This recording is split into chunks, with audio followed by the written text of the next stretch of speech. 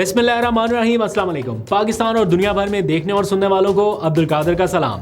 बेशक इज़्ज़त और ज़िल्लत अल्लाह ताला के इख्तियार में है, उसी के हक़ में है। जेल में बैठा हुआ शख्स किन हालात में है वो सारी सिचुएशन आपके सामने है। लंदन से आने वाले विजुअल्स भी आपने देख लिए और इमरान खान को सज़ा सुनाने वाले जज अबू अल हसनात जुल्करनैन के हवाले से आज इस्लामाबाद हाई कोर्ट से आने वाले रिमार्क्स और ऑब्जर्वेशन, वो भी आज मीडिया की जीनत है। पहले होता था ना तारीख पर तारीख, तारीख पर तारीख, अब चल रहा है रिमांड पर रिमांड, रिमांड पर रिमांड। लेकिन इस मामले में एंट्री हुई है इस्लामाबाद हाई कोर्ट की और क्या ज़बरदस्त किस्म के रिमार्क सामने आए हैं और साथ में कुछ अहम हकाइक भी आपके सामने रखने हैं। लंदन वाक़े के ऊपर आपको पता है मोहसिन नकवी ने बतौर वज़ीर दाखिला कुछ अहकामात दे दिए हैं। पासपोर्ट ब्लॉक हो रहे हैं, शहरियत ब्लॉक हो रही है, ID कार्ड ब्लॉक हो रहे हैं। लेकिन जिस वज़ीर दाखिला ने ये हुक्म दिया उसी के घर से सिर्फ 1 किलोमीटर से भी कम के फासले पर कल एक माँ ने प्रेस कॉन्फ्रेंस की अपने बच्चे गोद में उठा के, क्या उसके ऊपर कोई पेशरफ्त हो सकी? क्या मोहसिन नकवी साहब ने बतौर वज़ीर दाखिला अपने किसी पुलिस से, किसी SHO से ये पूछा कि ये खातून आपके पास आई थी, इनके हवाले से क्या पेशरफ्त है? इस ब्लॉग में इसके ऊपर भी बात करेंगे। लेकिन पहले ज़रा सा आ जाइए अदियाला जेल का रुख करते हैं। कुछ अहम मुलाकातें आज हुई हैं, कोई बैकअप प्लान डिस्कस हो रहे हैं, उसकी डिटेल पहले ज़रा डिस्कस करते हैं, फिर ये सारी चीज़ें एक एक करके आपके साथ शेयर करता हूँ। तो सूरत हाल कुछ ऐसी है कि इमरान खान अभी तक अपनी पोजीशन से हिलने के लिए तैयार नहीं है, 1 इंच भी अपनी जगह से हटने के लिए, अपने मौक़िफ़ से पीछे हटने के लिए तैयार नहीं है। और आज भी उन्होंने अपने वकला के थ्रू ये मैसेज लाउड एंड क्लियर दे दिया है कि कुछ भी हो जाए, चाहे उनका मिलिट्री ट्रायल हो जाए या उनका केस मिलिट्री कोर्ट्स में भेज दिया जाए, वो डील करने वाले या अपने मौक़िफ़ से पीछे हटने वाले नहीं है। सारी ज़िंदगी भी जेल में पड़े रहेंगे, ये उनके अपने अल्फाज हैं। हालांकि ये चीज़ नॉर्मलाइज़ कर देती है कि जैसे इमरान खान मेंटली बहुत लंबे अरसे के लिए जेल में रहने वाले हैं और उनके जो आसपास दाएं बाएं लोग हैं वो भी आके ये कह के टीवी के ऊपर पैगाम दे के कि देखें इमरान खान ने कह दिया कि वो सारी ज़िंदगी भी जेल में रहने वाले हैं। तो बहुत सारे लोग नॉर्मलाइज़ होने लगते हैं कि अच्छा सिचुएशन ठीक है या कूल एंड काम है, जो वो पूरी ज़िंदगी भी जेल में गुजारने के लिए तैयार हैं।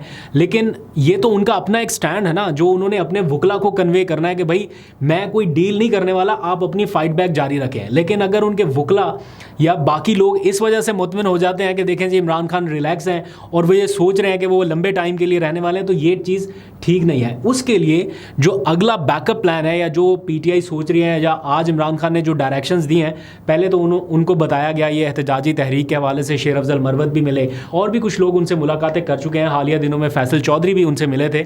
तो उनको एहतजाजी हिकमत अमली के हवाले से जो लूप होल्स रह गए हैं या जो प्लानिंग में या पॉलिसी में थोड़ी कमी बेशी है, उसके हवाले से इमरान खान साहब को आगाह किया गया है। इमरान खान साहब का ये मौक़िफ़ है कि अगर अली अमीन गंडापुर जो है वो लेट्स सपोज 4 अक्टूबर वाला जो एहतजाज था उस दौरान गिरफ़्तार होते या कोई ऐसी सिचुएशन होती, तो ये शायद जो गिरफ़्तार करने वाले हैं उनके ख़िलाफ़ चली जाती सिचुएशन। लेकिन बहरहाल इमरान खान साहब को ये बताया गया है कि बैकअप प्लान या प्लान B जो हो सकता है मुमकिना तौर पर वो ये कि ऑल्टरनेट जो लीडरशिप है वो तैयार रखी जाए अगर मुमकिना कोई भी एहतजाज करना है, और अली अमीन गंडापुर को इस बार बैकअप पे रखा जाए, यानी पीछे रखा जाए। क्योंकि अगर अली अमीन गंडापुर फ्रंट फुट पे लीड करते हैं, आगे आते हैं, तो सूबे में गवर्नर राज के इम्कानात बढ़ते हैं कि जनाब ये अपनी सियासी या सरकारी वसाइल के साथ आ रहे हैं, तो वो जवाज़ एक बढ़ जाता है। तो अगर अली अमीन गंडापुर पकड़े जाएं या वो कहीं पीछे रह जाते हैं तो फिर कोई सामने ही नहीं आता। तो इसलिए जो एहतजाज है उसके लिए और लोगों को तैयार करना पड़ेगा और अली अमीन गंडापुर को इस बार पीछे रखा जाए, ये कायल करने की कोशिश की गई है। इस हवाले से एक कमेटी कायम कर दी गई है एहतजाज से मुतालिक, उसकी अनाउंसमेंट भी जल्द हो जाएगी। वो फैसले करेगी कि बैकअप प्लान या ऑल्टरनेट लीडरशिप जो है, मतलब एक पकड़ा जाए तो दूसरा, दूसरा पकड़ा जाए तो तीसरा, ये कैसे हो सकता है। तो PTI बड़ी क्लियर है, इमरान खान बड़े क्लियर हैं कि फ़ैसला बहरहाल सड़कों पे होना है। और आगे सर्दियां भी आ रही हैं, तो सर्दियों की शिद्दत बढ़ने से पहले पहले शायद आपको कोई एक आध काल नज़र आ जाए। अच्छा जी, अब आ जाए थोड़ी सी बात करते हैं लंदन वाक़े के हवाले से। लंदन में जो वाक़या हुआ गुज़िश्ता रात, आपने सारा सोशल मीडिया के ऊपर देख लिया। काजी फ़ाइज़ ईसा को जिस अंदाज से जाते हुए देखा गया, मैं ज़ाती तौर पर यह समझता हूँ अगर काजी फ़ाइज़ ईसा गाड़ी में अपना सर घुटनों में दबाए बगैर या बिल्कुल सीधा स्ट्रेट बैठे लोगों को फेस करते हुए निकल जाते तो शायद कुछ ग्रेस बच जाती या शायद कोई मामला और होता। लेकिन जिस अंदाज से वो वहाँ से निकले हैं उसने शायद उनके अपने चाहने वालों को भी मायूस किया होगा कि ये वो ग्रेस नहीं थी, ये वो टाइम नहीं था इस तरह से जाने का। आप जाते, आप बिल्कुल सीधे तरीके से जाते, लेकिन بہرحال وہ جو ان کا ایک مومنٹ ہے، وہ 2-3 سیکنڈ کا جو مومنٹ ہے وہ ان کے لیے بہت بھاری پڑ گیا. یہ ویژول تاریخ میں رقم ہو گئے ہیں. چاہے اس کے پیچھے جنہوں نے کیا، غلط کیا، ٹھیک کیا، اس کے اوپر حکومت ایکشن لے رہی ہے کہ جناب جنہوں نے مظاہرہ کیا ان کو مظاہرین کی بجائے حملہ آور کہہ دیا گیا کہ حملہ آور جو ہوئے یعنی حملہ کرنے والے ان کے خلاف کارروائیاں شروع ہو رہی ہیں. جو ایکشن لیا گیا ہے پہلا یہ کہ شناختی کارڈ بلاک کیے جا رہے ہیں. نادرا کو حکم دیا گیا ہے کہ ان کی پہچان کی جائے، ان کے پاسپورٹ بلاک کیے جائیں، ان کی شہریت جو ہے وہ پاکستان کی وہ منسوخ کر دی جائے. اس قسم کے ڈیسیژن جو ہے وہ لیے جا رہے ہیں اور پھر یہ سارا معاملہ جو ہے وہ کابینہ کے سامنے رکھا جائے گا کہ کیبنٹ ڈیسیژن کرے گی.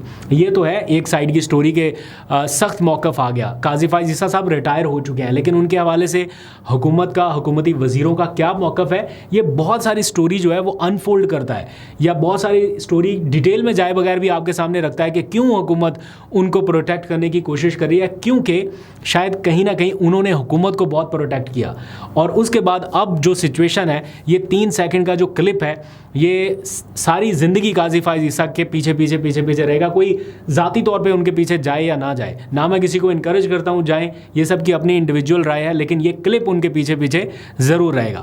اینی ویز اس معاملے پر محسن نقوی کا جو بطور وزیر داخلہ بیان ہے وہ میں نے سنا، دیکھا ہے، ٹی وی کے اوپر بھی چل رہا ہے.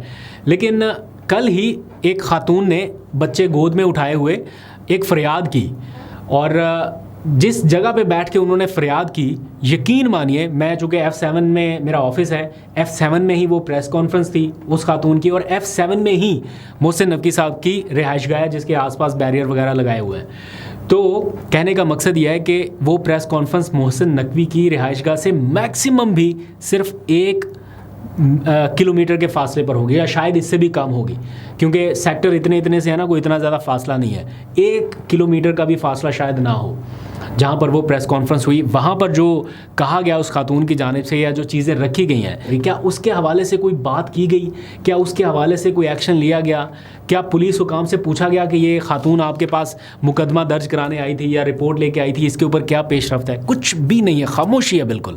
کیا یہ لوگ شہری نہیں ہیں یا ان لوگوں کے کوئی بنیادی حقوق نہیں ہیں؟ صرف لندن میں جو جائے گا اسی کے بنیادی حقوق ہیں. اب تو پتہ چلا ہے کہ کوئی لندن ہائی کمیشن جو ہے وہ وہاں پہ مقامی سطح پر بھی کوئی مقدمہ درج کرانے کا فیصلہ کر رہی ہے کہ جو گاڑی تھی وہ چونکہ ہائی کمیشن کی تھی اور ایسا بتایا گیا کہ گاڑی کے اوپر بھی حملہ کیا گیا تو یہ کسی صورت برداشت نہیں کیا جائے گا. تو اس تناظر میں مقدمہ درج ہو رہا ہے. تو بہرحال یہ اوورسیز پاکستانی جو ہیں وہ کافی عرصے سے یہ چیزیں سنتے آ رہے ہیں کہ پاسپورٹ بلاک ہو جائیں گے، شناختی کارڈ بلاک ہو جائیں گے اینڈ سو آن. تو دیکھتے ہیں اب وہ اس کو کس طرح سے لیتے ہیں.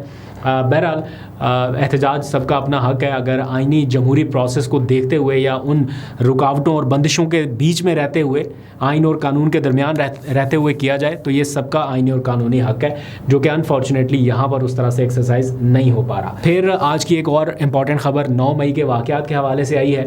9 مئی کو جن ملزمان کو نامزد کر کے کیسز چلائے گئے، آج خیبر پختونخوا کی انسداد دہشت گردی عدالت کے جج صاحب نے ان تمام 30 کے قریب ملزمان کو اس کیس سے ڈسچارج کر دیا ہے، بری کر دیا ہے. اس میں پی ٹی آئی کے اہم رہنما بھی شامل ہیں، تو وہ بھی آج اس کیس سے ڈسچارج ہو گئے. اب اس سارے پروسیس میں جو سب سے اہم معاملہ ہے جس کی طرف بہت سارے لوگ توجہ نہیں کر رہے یا نہیں دیکھ رہے، وہ ہے سپریم کورٹ کے نئے چیف جسٹس یحییٰ آفریدی کی جانب سے 7 نومبر کو بلایا جانے والا وہ اجلاس جس میں انسداد دہشت گردی کے ججز کو بلایا گیا ہے اپنی رپورٹ کے ساتھ کہ رپورٹ دیں آ کے کہ دہشت گردی کے کون کون سے مقدمات آپ کے سامنے پہنچے، کن کا فیصلہ ہوا، کون سے ابھی انڈر ٹرائل ہیں اور کتنی تاخیر ان میں مزید ہوگی. تو یہ جو اجلاس ہے یہ شاید فیصلہ کن ہو سکتا ہے اس سمت کے حوالے سے کہ کون سے لوگ کتنی دیر تک جیلوں میں رہیں گے. آج اسلام آباد کی ایک انسداد دہشت گردی عدالت کے جج صاحب ابو الحسنات ذوالقرنین بھی میڈیا کی ہیڈ لائنز میں رہے ہیں اور ان کے حوالے سے اسلام آباد ہائی کورٹ نے بہت سخت قسم کی آبزرویشنز دی ہیں.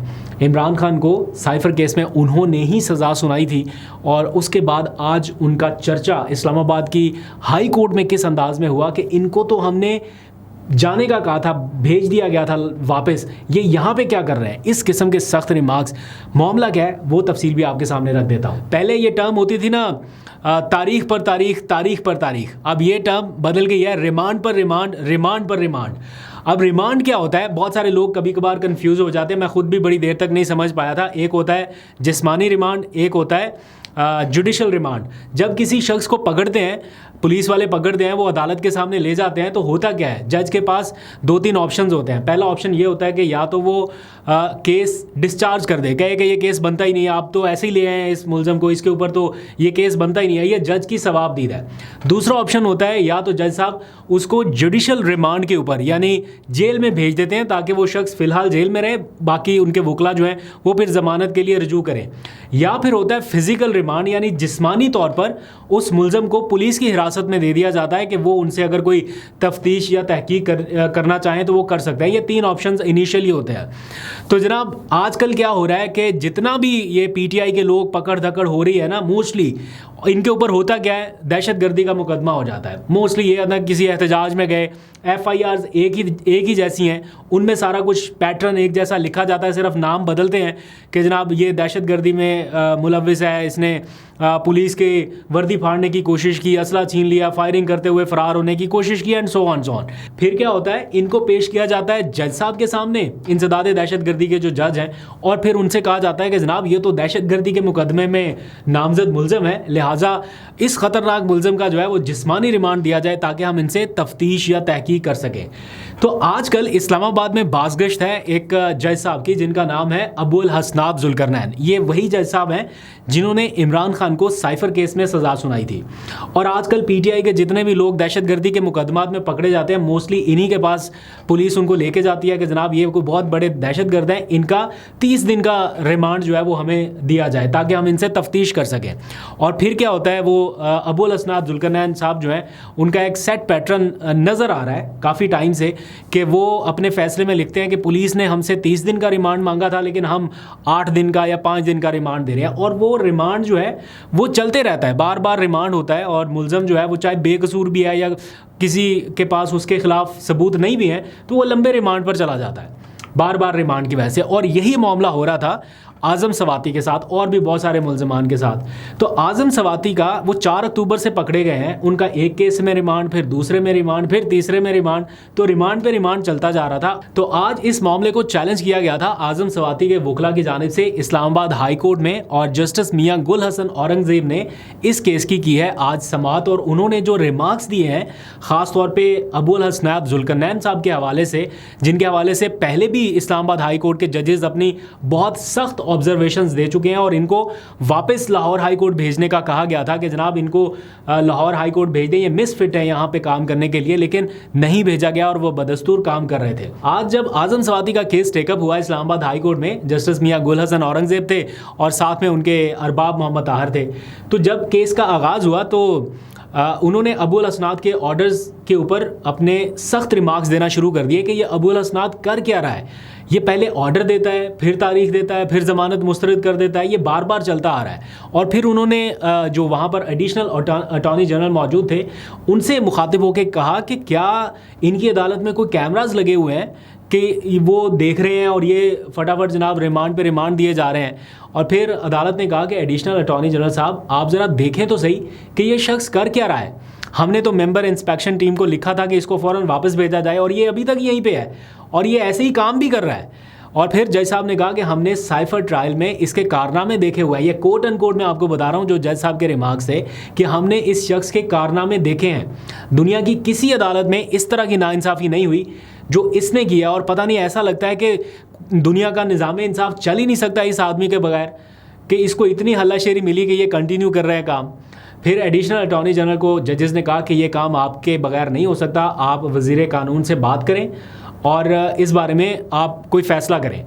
फिर आज़म सवाती के जिस्मानी रिमांड देने से मुतालिक जो मामला है वो भी ये फ़ैसला किया गया कि वापस जज अबुल हसनात जुल्करनैन के सामने रखा जाए, जो भी बयान हल्फी है वो उनके सामने रखा जाए और उसके ऊपर उनके कमेंट्स लिए जाएं, और फिर जज अबुल हसनात जो भी कहें वो कल वापस आके इसी अदालत के सामने रखें ताकि हम फैसला कर सकें। तो ये बहुत ही सख्त ऑब्जर्वेशन आज के दिन की थी जो टीवी चैनल्स के ऊपर इस वक्त हेडलाइंस में है।